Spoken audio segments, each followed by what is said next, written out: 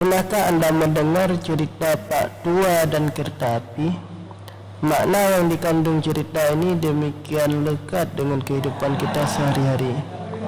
Akan tetapi seringkali kita lalaikan begitu saja. Jika Anda belum pernah mendengarnya, maka inilah ceritanya. Suatu ketika, seorang kakek dengan berpenampilan yang cukup berwibawa masuk ke gerbong sebuah kereta api. Kakek tersebut terlihat cukup tua dan berwibawa hingga siapa saja yang melihatnya pasti menaruh hormat kepadanya. Seperti penumpang lainnya, si kakek tentu mencari tempat duduk yang cocok untuknya karena kereta api akan jalan sebentar lagi. Ia telusuri deretan bangku demi bangku untuk mencari tempat duduk yang kosong. Pertama kali ia melihat bangku berisi anak-anak yang lagi asik bermain. "Assalamualaikum," sapanya. "Waalaikumsalam warahmatullahi wabarakatuh." "Selamat datang, Kek," jawab mereka. "Maaf anak-anak, adakah tempat duduk yang kosong untukku?" tanya si kakek. "Oh, sayang sekali, Kek. Sebenarnya kami siap membantu kakek dengan senang hati, karena kakek adalah orang yang demikian kami hormati. Kan tetapi kami masih anak-anak yang gemar bermain, maka khawatir jika kakek akan terganggu dengan kegaduhan kami selama di perjalanan. Kakek cari tempat duduk lainnya saja," jawab mereka. Maka si kakek pindah ke deretan bangku berikutnya. Di situ ia mendapati muda-mudi yang sedang asik berpacaran. Mereka duduk berduaan dengan mesra sambil sesekali melantunkan beat puisi yang romantis. "Assalamualaikum," sapanya. "Waalaikumsalam warahmatullahi wabarakatuh." "Selamat datang, Kek. Ada apa? Ada yang bisa kami bantu?" kata mereka pemuda. "Maaf adik-adik, adakah tempat kosong untukku?" tanya si kakek. "Oh, Kek, tentu ada. Akan tetapi sebagaimana yang kakek lihat, kami adalah anak-anak muda yang sedang asik berbulan madu. Kami khawatir kakek akan merasa risih melihat kami bermesraan selama di perjalanan. Karenanya kami lebih baik kakek mencari tempat duduk lainnya saja," jawab mereka.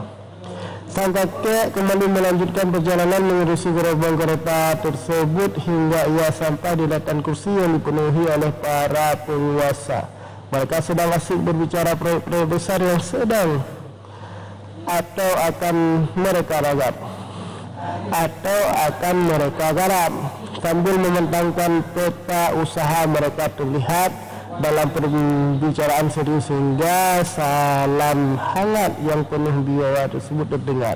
"Assalamualaikum warahmatullahi wabarakatuh," kata sang kakek. "Oh, waalaikumsalam warahmatullahi wabarakatuh. Ada apa, Pak?" jawab mereka.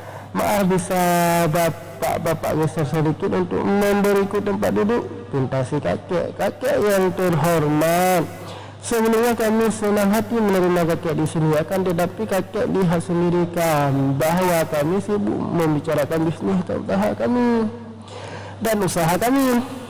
Kami khawatir kakek akan terganggu dengan kesibukan kami selama di perjalanan nanti.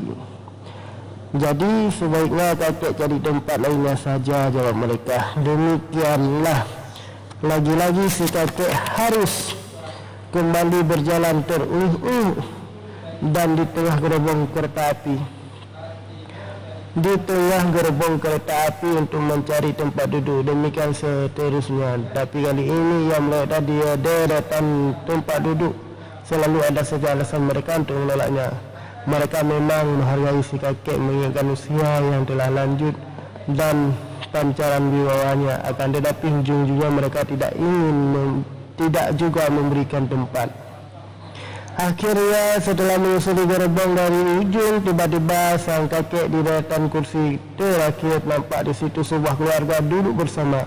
Seorang ayah dengan baju takwa dan pecinya, lalu ibu dengan jilbab dan busana muslimnya, dan dua orang anak mereka yang masih kecil namun sopan-sopan.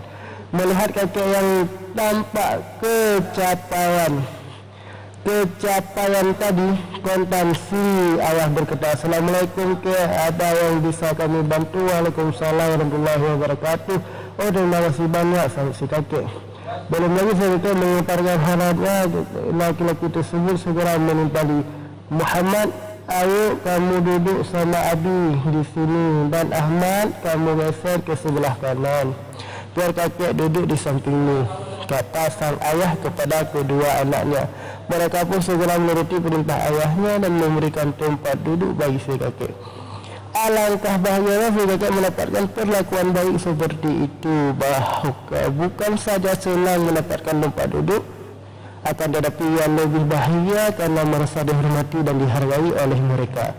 Kepenatannya mencari tempat duduk selama ini sirna. Seketika begitu ia mendapatkan tempat yang cocok tersebut, perut bunyi peluit tanda kereta segera berangkat terdengar dan perjalanan pun dimulai.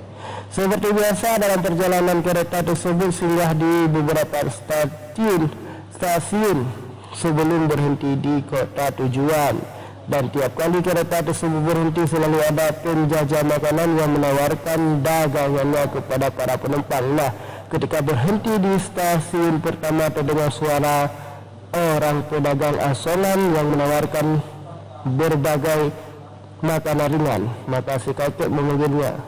Ketika orang tersebut datang, si kakek berkata kepada keluarga yang duduk bersama, ayo ambil apa saja yang kalian inginkan, jangan malu-malu.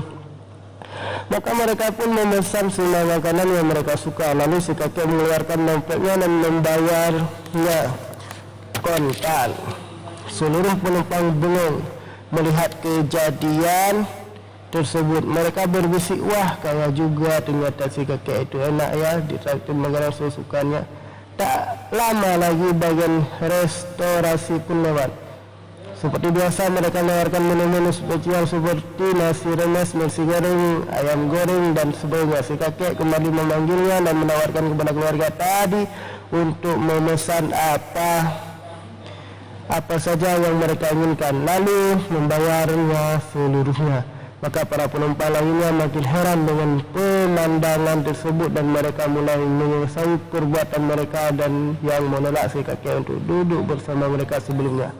Beberapa jam kemudian kereta api tadi singgah di stasiun berikutnya, maka terdengarlah suara penjual permen coklat yang menawarkan dagangannya. Maka ia pun dipanggil oleh si kakek dan untuk ketiga kalinya ia menawarkan kepada keluarga tersebut untuk memilih coklat apa saja yang mereka inginkan. Setelah masing-masing mengambil kesukaannya, si kakek kembali mengeluarkan dompetnya dan membayar seluruhnya. Lagi-lagi para penumpang dibikin heran dengan pemandangan tersebut dan makin menyesal. Akhirnya, setelah menempuh beberapa jam perjalanan, tibalah kereta api di stasiun tujuan. Namun, ada satu hal yang tidak biasa terjadi di sana. Para penumpang menyaksikan ada konvoi besar yang menyambut kedatangan kereta tersebut. Mereka melihat para pejabat dan sejumlah pasukan siap siaga di kanan kiri gerbong kereta. Lalu begitu kereta berhenti, masuklah seorang laki-laki dengan dengan pakaian kebesaran dengan dikawal oleh beberapa orang pemeriksa bangku kereta satu persatu. Betapa kagetnya para penumpang ketika mendapati bahwa orang ini adalah Bapak Presiden yang khusus datang untuk menjemput tamu kehormatannya. Namun mereka lebih kaget lagi ketika tahu bahwa tamu kehormatan tersebut adalah si kakek tua yang duduk di akhir gerobong, yang awalnya mereka tolak untuk duduk bersama mereka. Begitu mampir si kakek, Bapak Presiden langsung memeluknya erat-erat dan menyalami dengan hangat. Ia pun menawarkan agar si kakek dijemput dengan mobil pribadinya untuk diantar ke istana dan mendapat jamuan spesial, ya bahkan sangat spesial. Sang kakek menerima dengan senang hati, namun dengan syarat bila keluarga yang duduk bersamanya juga mendapatkan perlakuan yang sama. Presiden pun menerima permintaan dengan senang hati, dan saat itulah para penumpang yang ada di gerobong tadi menyesal luar biasa atas penolakan mereka. Mereka berharap andai saja mereka membiarkan kakek tersebut duduk bersama mereka dan berhenti sejenak kesibukan mereka untuk memberikan perhatian ataupun meluangkan sedikit waktu dan tempat agar kakek tadi dapat duduk bersama mereka, atau tapi sayang, semua telah terlambat dan perjalanan telah berakhir. Yang tersisa hanyalah penyesalan demi penyesalan. Nah, saudaraku pasti bisa menebak siapakah kakek tersebut. Benar, dialah agama yang selama ini kita hargai dan kita hormati, akan tetapi seringkali kita kesampingkan dalam hidup ini.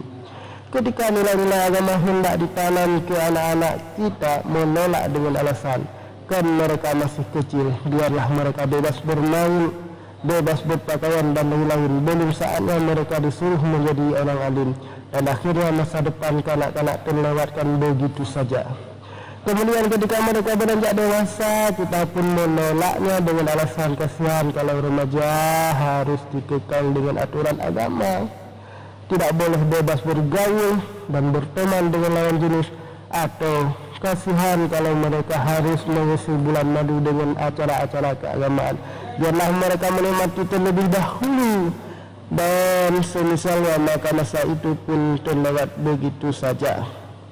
Kemudian ketika mereka telah beranjak dewasa dan mulai tersibukkan dengan berbagai pekerjaan, lalu datang tawaran untuk menerapkan agama dalam hidup mereka. Suara sumbang tersebut kembali terdengar. Wah, kita sekarang lagi sibuk-sibuknya mengurus perusahaan, proyek, bisnis dan lainnya. Kita tidak ada waktu untuk mempelajari Islam dan menerapkan sedemikian rupa.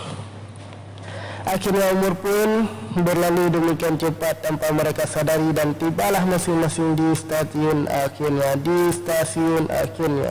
tempat mereka menuai hasil dari yang selama ini mereka usahakan. Ajal mereka telah habis dan kesempatan itu telah berlalu. Mereka hanya bisa bengong dan menyesal menyaksikan orang-orang yang selama ini mereka anggap kolot, sok alim dan lain sebagainya.